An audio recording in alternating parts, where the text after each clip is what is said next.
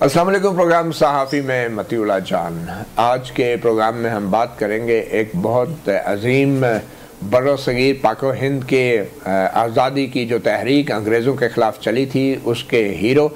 और बहुत कम लोग शायद ये जानते हैं कि पाकिस्तान की आज़ादी से पहले और बल्कि हिंदुस्तान की आज़ादी से पहले भी मुसलमानों और हिंदुओं के मुश्तरका हीरोज़ थे। और उनमें एक बड़ा नाम जो था वो सुभाष चंद्र बोस का था, जो कि इंडियन नेशनल आर्मी के कमांडर थे। ये वो आर्मी थी जो बर्मा के महाज पे दूसरी जंग अजीम में बरतानवी फ़ौज की तरफ से लड़ाई करने के लिए गई थी, मगर फिर एक बगावत हुई और बरतानवी फ़ौज के ख़िलाफ़ जापानी जो अफवाज थी उनके साथ मिलकर इन्होंने इंडिया की आज़ादी के लिए जंग लड़ी।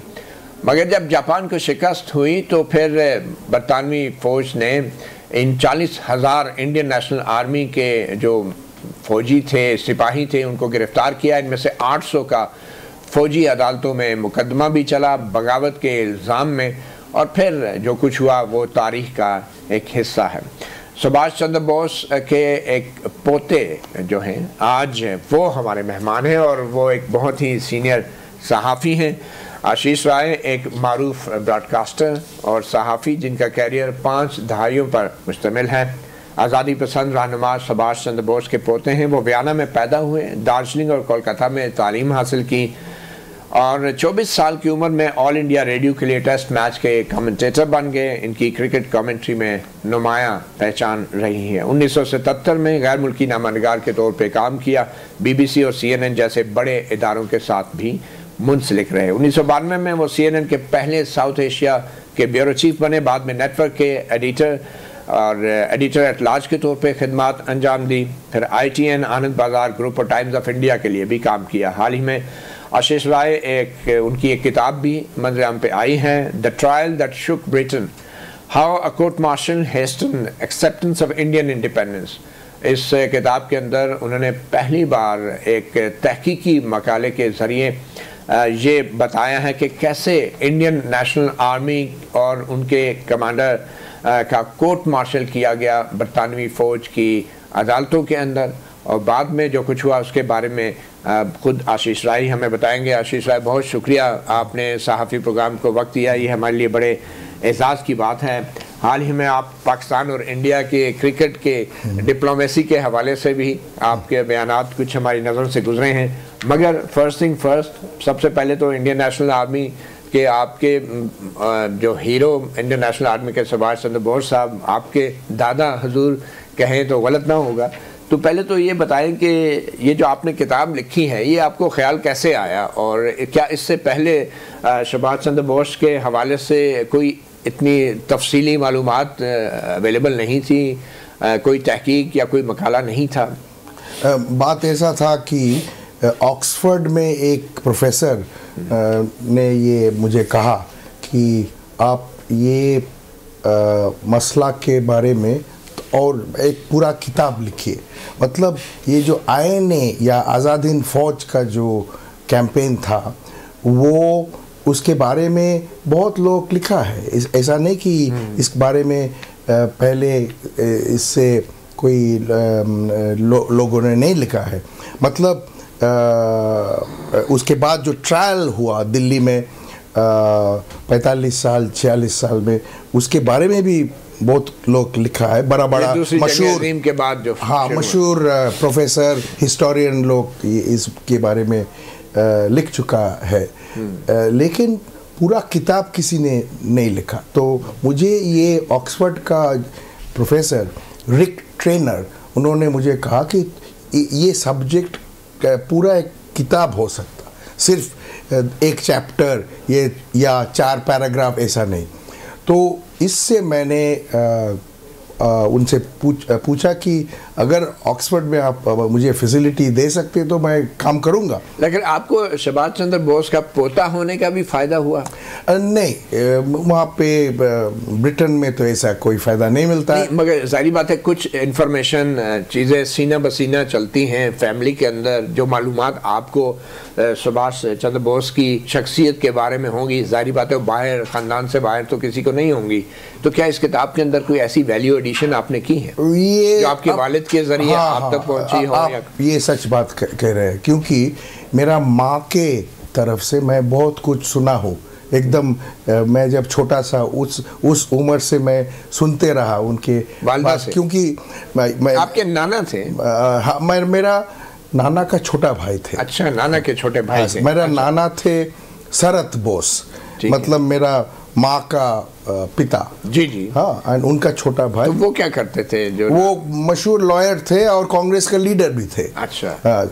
और लोग कहते हैं कि सुभाष का मेंटोर। अच्छा। एंड तो ये सच बात है, उन दोनों भाई के बीच बहुत ही एक स्ट्रॉन्ग रिलेशनशिप। तो वो इंफॉर्मेशन भी आपको आपकी वालिदा के जरिए मिली? मैं बहुत कुछ मेरा माँ के पास से सुना हूँ। अच्छा। तो ये एक ज़रूर इंस्पिरेशन था। अच्छा। और मेरा किताब में मैं दो एक जगह मेरा माँ का जो आई विटनेस जो अकाउंट है, आंखों देखा आप अकाउंट कह सकता, उसके बारे में भी मैं लिखा हूँ। अच्छा। जैसा आप मैं आपसे एक उदाहरण देना चाहता हूँ कि सुभाष चंद्र बोस उन्होंने 1938 में पहले दफ़ा कांग्रेस का प्रेसिडेंट बना। तो दूसरा साल 1939 उनका एक कॉन्टेस्ट हुआ गांधी जी और उनका ग्रुप के साथ, लेकिन उन्होंने कॉन्टेस्ट जीता। अच्छा। मतलब दोबारा इलेक्टेड हो गया as president of Indian National Congress. हाँ। अच्छा। तो बात ऐसा था कि जिस दिन ये रिजल्ट आ रहा था, ये इलेक्शन का रिजल्ट, उस दिन एक बॉस का खानदान का घर पे एक शादी का माहौल था। मतलब मेरा माँ का बड़ा भाई उनका शादी का रिसेप्शन था। अच्छा। तो रिसेप्शन में तो बहुत लोग आया गया, खाना वाना चल रहा था, लेकिन नेताजी जिनको लोगों कहता है सुभाष बोस, उन्होंने रात तक नहीं आया, क्योंकि एक टेंशन चल रहा था कि रिजल्ट आ रहा था कि कौन जीतेगा कौन हारेगा। तो बगल का कोठी में उन्होंने थे, लेकिन रिसेप्शन में आया नहीं। अच्छा। लेकिन तब ज़रा लेट करके उन्होंने आया एंड हंसते हंसते, मेरे माँ का जो डिस्क्रिप्शन, हंसते हंसते आया कि हमारा नया डॉटर इन लॉ बहुत लकी। अच्छा। तो उन्होंने जीत गया था। अच्छा, गुड। अब ये बताइए, ये जो इंडियन नेशनल आर्मी का जो बरतानवी फौज ने, बरतानवी हुकूमत ने कोर्ट मार्शल किया फौजी अदालत के अंदर, इसके बारे में कुछ बताएं कि कैसा माहौल था और फौजी अदालत की जो कार्रवाई थी उसके बारे में कैसे खबरें बाहर आती थी? हाँ, तो जो मेरा पास जो प्रश्न था, जो क्वेश्चन था, जब मैं ऑक्सफोर्ड गया, ये प्रोफेसर ने भी मुझे ये इसके बारे में काम करने को कहा कि सेकेंड वर्ल्ड वॉर के बाद जो इंडिपेंडेंस मूवमेंट, आज़ादी का मूवमेंट जो चल रहा था, तो ये कैसा रिवाइव्ड हुआ, क्योंकि जब सेकेंड वर्ल्ड वॉर चल रहा था तब ये नेशनलिस्ट मूवमेंट एकदम बंद हो गया था। अच्छा। हाँ, जैसा कि बहुत सब लीडर लोगों का जेल में भेज दिया है, ये सब, और मीडिया पे खामोशी थी, आज़ादी के हवाले से कोई खबरें नहीं। सिर्फ खामोशी नहीं, सेंसरशिप भी था। अच्छा। तो आपका ये जो आईएनए का, आज़ाद हिंद फौज के बारे में कुछ लिखना एकदम बैंड था, इंडियन नेशनल आर्मी के बारे में। हाँ। तो क्योंकि ये बागी फोर्स थी, बरतानी फौज जापानियों के साथ मिलके बरतानिया की फौज के ऊपर हमले करती थी, बर्मा के बहास के ऊपर। हाँ। तो इसके बारे में ब्रिटिश सेंसरशिप जो था, इवन के जो बैनुल-अक़वामी इदारे थे, BBC थे और दूसरे इदारे, एकदम अच्छा सेंसर्ड कंप्लीटली। तो 1945 15 अगस्त तक कुछ खबर नहीं था कि आईएनए क्या किया या नहीं किया।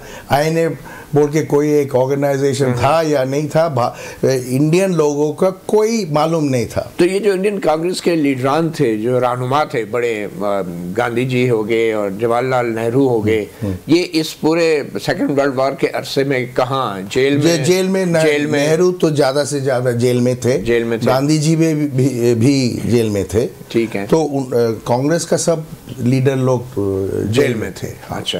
तो उसके बाद फिर अचानक क्या हुआ? हाँ, तो जब सेकेंड वर्ल्ड वॉर ख़त्म हो गया, मतलब जापान सरेंडर किया, जब लीडर लोग सब जेल से बाहर आया, उन लोग सोच रहा था कि हमारा मूवमेंट कैसा हम रिवाइव कर सके।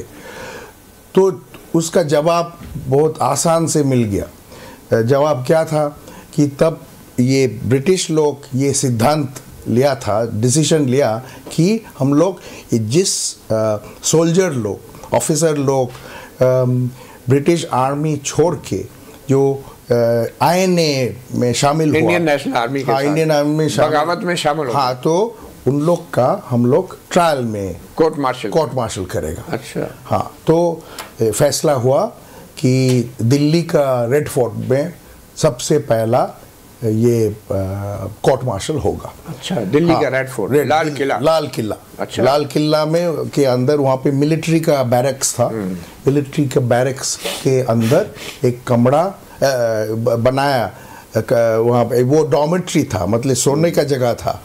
तो थोड़ा पेंट वेंट लगा के वो कोर्ट रूम बन गया और उस वहाँ पे कोर्ट मार्शल चालू हो गया। तो सबसे पहले जो 3 आदमी को ये कोर्ट मार्शल में बुलाया, इन 3 आदमी के बारे में हम बात करेंगे। एक छोटी सी ब्रेक लेते हैं, फिर आपको बताएंगे कि ये कौन से 3 आदमी थे इंडियन नेशनल आर्मी के कि जिनके कोर्ट मार्शल का जब आगाज हुआ तो अचानक से पूरे भारत में दोबारा से बरतानवी साम्राज्य से आज़ादी की एक नई तहरीक शुरू हो गई। एक छोटी सी ब्रेक के बाद वेलकम बैक साफी प्रोग्राम में। तो आशीष साहब, जब 3 आदमियों का डिसाइड हुआ तो अचानक से फिर तहरीक आज़ादी को एक मौका मिल गया, ये क्या हुआ? उससे पहले भी लोग बहुत नाराज थे, इसलिए कि जब उन लोगों का पूरा देश का पता चला कि ये सेकेंड वर्ल्ड वॉर में ऐसा एक इंडियन नेशनल आर्मी जैसा एक आर्मी लड़ाई किया आज़ादी के लिए, जब उन लोग ये जानना, उनका जानकारी हुआ, तब लोगों में जोश पैदा हो एकदम बहुत एंगर भी हुआ, बहुत नाराज हो गया। लेकिन ये मुसलमान और हिंदू तो अपनी अपनी तहरीक नहीं चला रहे थे, आपस के इनके इख्तलाफात भी तो बहुत थे। बहुत थे, 40 साल से चल रहा था, कुछ ना कुछ चल रहा था, संबंध अच्छा नहीं था। लेकिन इस मामले में हिंदू मुस्लिम सब एक हो गया। अच्छा, किस मामले में? हाँ, ये INA के मामले में। अच्छा, इंडियन नेशनल आर्मी के मामले में हिंदू मुस्लिम सिख सब एक हो गया। ये कैसे होने का कारण ये था कि INA में सब कोई वहाँ पे शामिल थे, हिंदू थे, मुसलमान थे, सिख थे। अच्छा। तो इसीलिए जब लोगों ने सुना कि ये सब हमारा रिश्तेदार, ये भाई या कोई दोस्त, हम मजहब, हम इन लोग का भी कोर्ट मार्शल होगा। अच्छा, पहले 3 बंदे कौन थे जिनका कोर्ट? हाँ, तो मैं अभी आ रहा हूँ। तो मैंने जो कह रहा था कि नाराज़ी तो बढ़ते जा रहा था। तब जब ब्रिटिश लोग कहा कि हम लोग इनका कोर्ट मार्शल करेगा तो नाराज़ी और भी बढ़ गया। अच्छा, तो 5 नवंबर 1945 ये पहला ट्रायल चालू हुआ।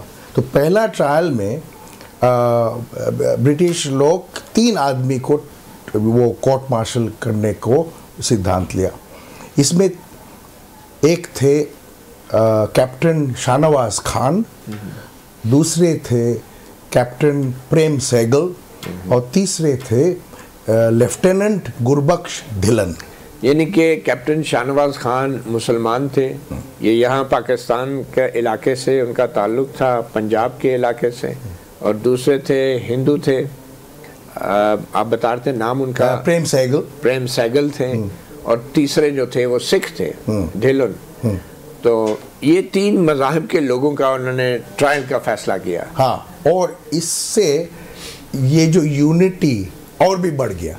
अच्छा। सो मतलब हिंदुओं, मुसलमान लोग, सिख सब एक साथ हो गया। अच्छा। इस और जो पुराना जो झगड़ा चल रहा था लोग सब भूल गया वो कुछ महीने से। मतलब आपका सेकेंड वर्ल्ड वॉर के बाद सितंबर, अक्टूबर, नवंबर, दिसंबर, जनवरी एकदम एक हो गया पूरा तो फिर देश। इसका मतलब है कि अंग्रेज़ों से आज़ादी की जो तहरीक जो दूसरी जंग अजीम की वजह से पसमंज़र में चली गई थी, दब गई थी, वो अचानक फिर से भड़क उठी। बिल्कुल। आप भी कह रहे हैं कि अगर इंडियन नेशनल आर्मी का वाक़या ना होता और अगर इन 3 मुख्तलिफ मज़ाहिब के लोगों का फ़ौजी अदालत में ट्रायल का फ़ैसला ना होता तो शायद तहरीक आज़ादी कभी दोबारा ज़िंदा नहीं हो सकती थी। आप ना, वो मैं नहीं कहूँगा। जो मैं कह सकता कि वक्त लगता फिर रिवाइव करने के, फिर बहुत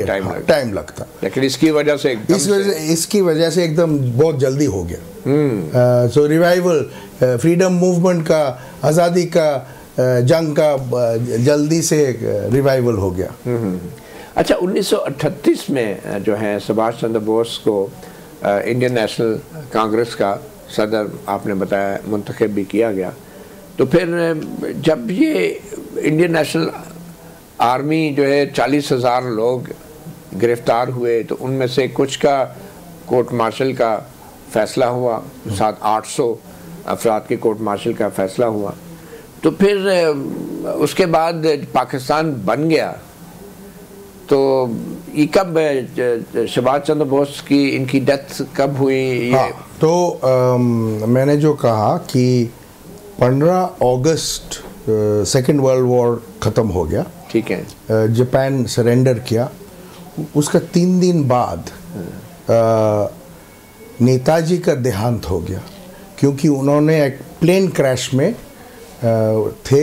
बर्मा के महाज से नहीं, वहाँ से जा रहे थे, वहाँ से जापान के तरफ। तो ताइपे में, ताइवान मतलब ताइवान का जो कैपिटल, ताइपे में प्लेन क्रैश हो गया।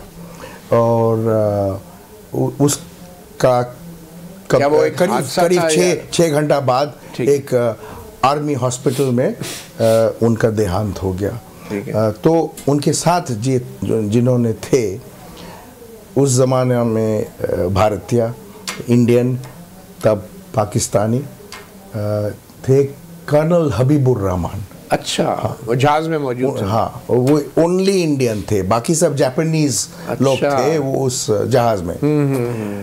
तो हबीब साहब लकीली बच गया। अच्छा। और भी 6 जापानीज ऑफिसर बच गया। ठीक है। तो उन्होंने वापस आके एकदम उनका जो फर्स्ट हैंड अकाउंट बताया कि ऐसा हुआ, तो जहाज गिर गया। कोई साजिश तो नहीं थी, हादसा था? नहीं, मतलब आपको एक कंस्पिरेसी? हाँ। नो, कंस्पिरेसी नहीं था, लेकिन मेरा जो इन्वेस्टिगेशन में मुझे जो ये जानकारी हुआ कि जो प्लेन वो ज़रा पुराना प्लेन था। अच्छा, इस वजह से मतलब प्लेन शायद एयरवर्दी नहीं था। अच्छा सर, वापस ट्रायल पे आते हैं। ये ट्रायल मीडिया में कैसे आया? क्या ये ओपन ट्रायल था, क्या था? मतलब कि फौजी अदालत का ट्रायल था? हाँ, फौजी अदालत का ट्रायल था, लेकिन ओपन ट्रायल था। अच्छा। इसके कारण ये है कि अंग्रेज लोग ये दिखाना चाहता था कि हम लोग पूरा भारत को ये सिखा देगा कि ऐसा काम करने से इसका सिर्फ पनिशमेंट होगा। तो पनिशमेंट मतलब क्या? कोर्ट मार्शल जो हुआ वो आर्मी एक्ट के अंडर कोर्ट मार्शल हुआ। आर्मी एक्ट में अगर किसी का खिलाफ ऐसा चार्ज है कि वो ट्रीजन किया, मतलब वो ट्रेटर बना, तो इसका सिर्फ 2 पनिशमेंट हो सकता था। एक है लाइफ इम्प्रिजनमेंट और 2 है कि एग्जीक्यूशन। ठीक है। अच्छा, तो इस तरीका से ये ट्रायल आगे बढ़ा। तो ये इंडियन नेशनल आर्मी के जो लोग थे ये बेसिकली ब्रिटिश आर्मी के लोग थे? बिल्कुल, सब ब्रिटिश आर्मी के लोग थे। और ये बगावत करके वो अपनी फौज बना ली, चला गया। वो लोग जैसा हुआ किया। ब्रिटिश आर्मी जापानी आर्मी के साथ हार गया मलेशिया में, सिंगापुर में, बर्मा में। तो जब हार गया तब ये जो सोल्जर लोग, इन्होंने प्रिजनर ऑफ वॉर बन गया जापानीज के हाथ में।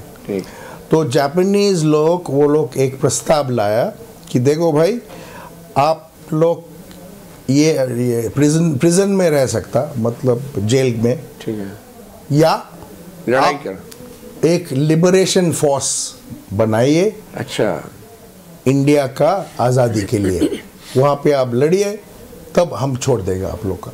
अच्छा, हाँ, तो यहाँ पे ज़्यादा से ज़्यादा लोग, करीब 45,000 लोग था। देखिए 45,000 में 40,000 तो इसमें आईएनए में शामिल हो गया, और वहाँ से वो लोग का ट्रेनिंग या तो ये सवाल ही पैदा होता है कि जो आईएनए के लोग थे, क्या वो इंडिया की आज़ादी के लिए जंग कर रहे थे या अपनी आज़ादी के लिए? ये दोनों ही आप कह सकते हैं।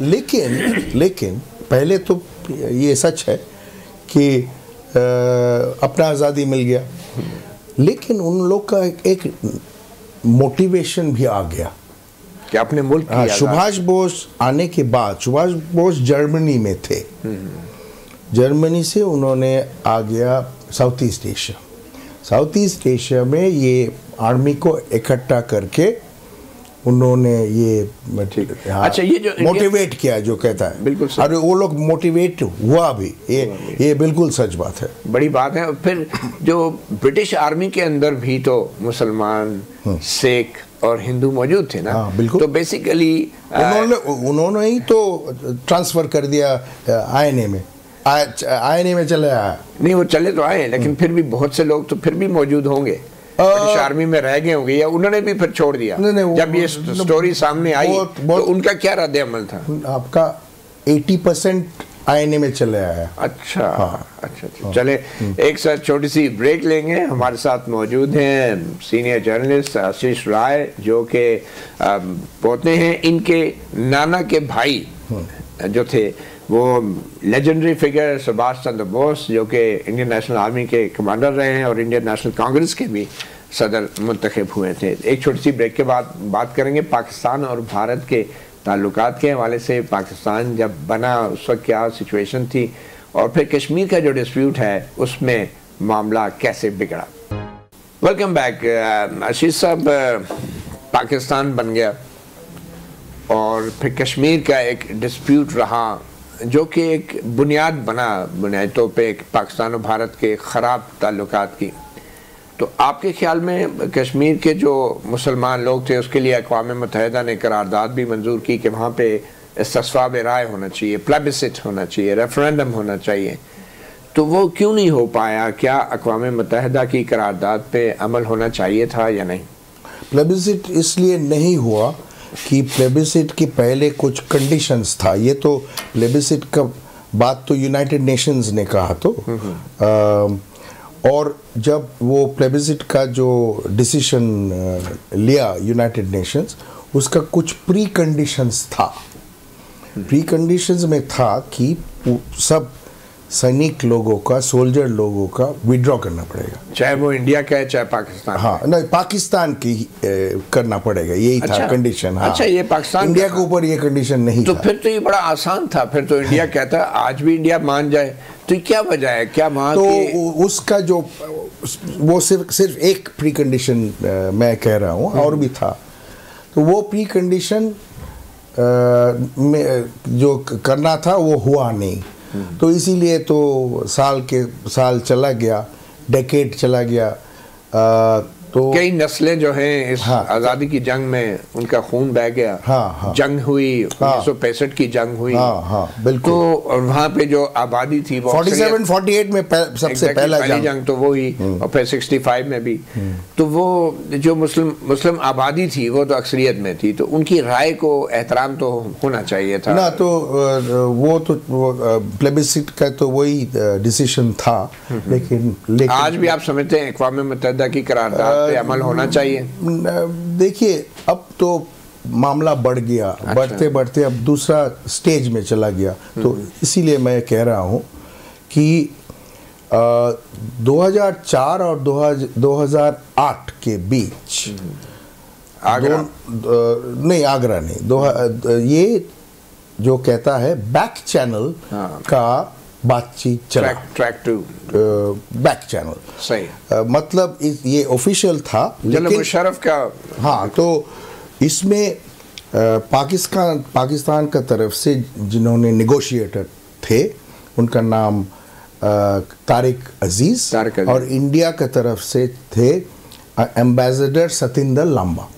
इन दोनों 4 साल नेगोशिएट किया और ये सोल्यूशन निकल आया था। वो एग्रीमेंट साइन होने का, दस्तखत होने का स्टेज में चला गया। वो क्या था?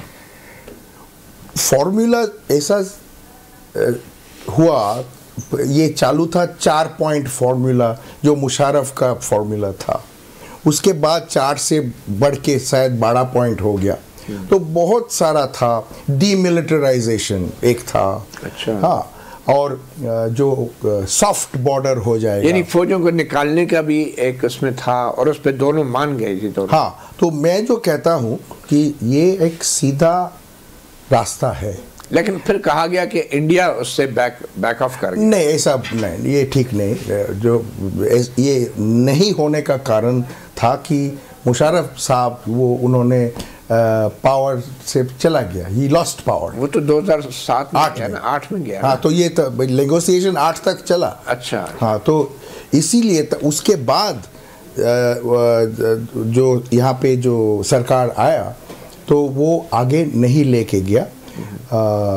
मनमोहन सिंह साहब जिन्होंने प्राइम मिनिस्टर थे इंडिया में, उन्होंने तभी भी रह गया, 2014 तक प्राइम मिनिस्टर थे। उस वक्त आप कहाँ, लंदन में? मैं लंदन में थी, लेकिन मैं इसके बारे में, मैं सबसे पहले तो लांबा साहब के साथ मेरा बहुत पुराना दोस्ती था, और ये जो नेगोशिएशंस ये लंदन में चल रहा था।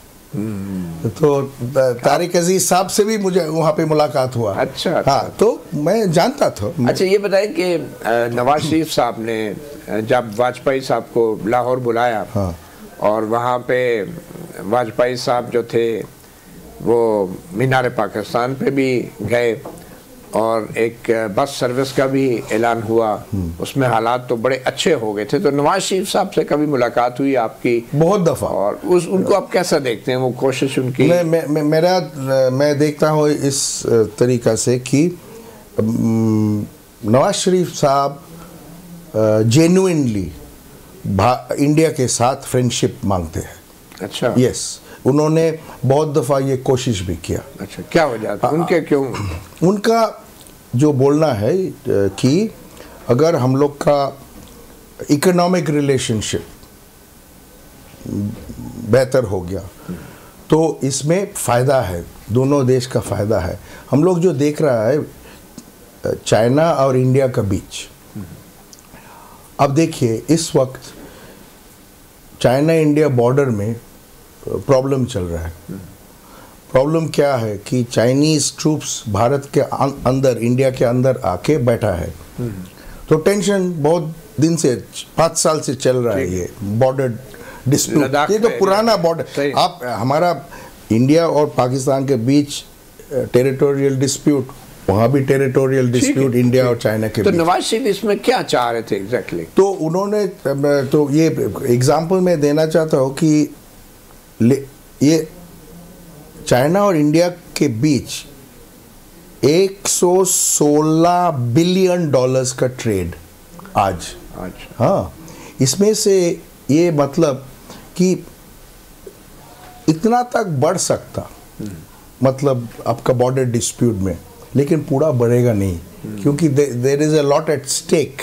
ये दोनों देश के बीच इतना बड़ा ट्रेड। हाँ, तो अगर ट्रेड पाकिस्तान और इंडिया के बीच बढ़ गया, दोनों देश का एक स्टेक होगा जो कहता है कि हम लोग का एक दोस्ती करना है, तो क्योंकि ये दोस्ती में फ़ायदा है, और इससे आपका कश्मीर का जो मामला, इससे सोल्यूशन भी निकल आएगा।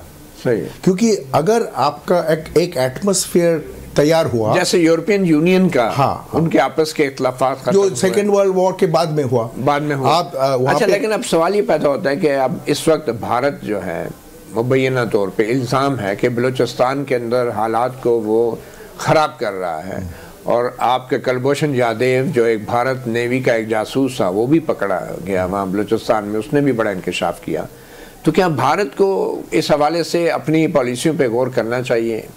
देखिए, टेररिज्म का जो मामला है ये दोनों तरफ का प्रॉब्लम है, बराबर का। हाँ, मतलब इंडिया कहता है कि पाकिस्तान टेररिज्म, चले कहने की और बात है, आपका क्या मुशाहिदा है, क्या हो रहा है? मैं दोनों साइड तो एक ही बात कहना है ना कि पाकिस्तान कश्मीर में टेररिज्म में इन्वॉल्व है और इंडिया बलूचिस्तान में इन्वॉल्व है।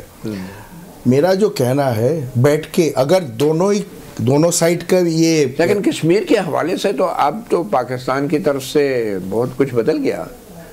अमली तौर पे ज़मीन के ऊपर तो बाढ़ भी लग गई, अब मुदाखलत का इल्ज़ाम भी नहीं लगाता इंडिया के कश्मीर में हो रहा है, क्योंकि हालात काफ़ी बदल गए। तो ये बलूचिस्तान में क्यों इंडिया इतना ये मेरा ख्याल से ये मैं तो लंदन में रहता हूँ, ऐसा नहीं कि मैं यहाँ पे रिपोर्टिंग कर रहा हूँ, तो मैं जो कह रहा हूँ कि दोनों साइड के ये एलिगेशन है और ग्रीवेंस है। तो अगर ग्रीवेंस है तो बैठ के आप सॉर्ट आउट कीजिए कि एक जॉइंट मैकेनिज्म बनाइए, तो जिसमें दोनों साइड कहेगा कि अगर कोई प्रॉब्लम हुआ, कोई घटना घटा, तो हम लोग ये सॉर्ट आउट करेंगे। इमरान खान के दौर में जब अमेरिका में इमरान खान सदर ट्रंप से मिले, 2019 की बात है, तो उस वक्त भारत ने, उनकी वापसी के बाद भारत ने जो है वो कश्मीर का जो स्पेशल स्टेटस था उसको ख़त्म करके एनेक्स कर लिया। तो आप इस मूव को कैसे देखते हैं? आप समझते हैं मसला ये एनेक्सेशन नहीं है, ये दैट इज उनका जो स्पेशल स्टेटस खत्म कर दे, ये सच बात है, लेकिन होना चाहिए था, उसमें कोई फर्क नहीं पड़ता। जब समझौता होगा, मेरा ये बिल्कुल विश्वास है कि समझौता होगा, आज नहीं होने से कल होगा। जब होगा इसका कोई फर्क नहीं पड़ेगा तो स्पेशल स्टेटस है या नहीं है। समझौते में आप क्या देखते हैं? LOC को मुस्तकिल बॉर्डर बन जाएगा? देखिए, जो दो इशू है कश्मीर का, एक है हिस्ट्री का इशू, ठीक है, जो कॉन्स्टिट्यूशनल हैंडओवर ऑफ पावर्स, और दो है जो ग्राउंड रियलिटी। ये दोनों मिल के मतलब ब्लेंड करके आपका फैसला निकालना पड़ेगा। बहुत शुक्रिया आशीष राय।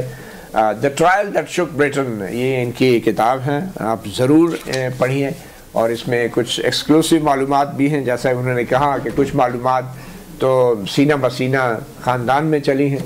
और wish you good luck, and मुझे उम्मीद है कि आपने पाकिस्तान में अपना स्टे एंजॉय किया होगा। बिल्कुल, एकदम।